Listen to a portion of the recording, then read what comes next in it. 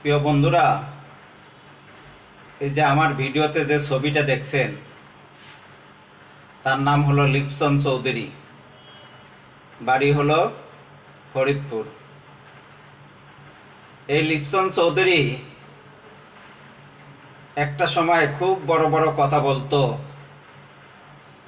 আল্লামা মামুনুল হক হুজুরকে নিয়ে, আলেম ওলামাদেরকে নিয়ে মুখে যা আসতো তাই বলতো এই লিপসন চৌধুরী। কিন্তু আজকে এই লিপসন চৌধুরী সে কিন্তু এখন পলাতো। পলায় কোথায় থাকবে ভাই? বাংলাদেশে তাদেরকে আসতে হবে না? এখন না আসুক, 10 বছর পর হলো তো ইলেকশন চৌধুরী সে বাংলাদেশে আসবে। অথবা ইলেকশন চৌধুরী যদি মারাও যদি যায়, তার লাশ তো বাংলাদেশে আসবে।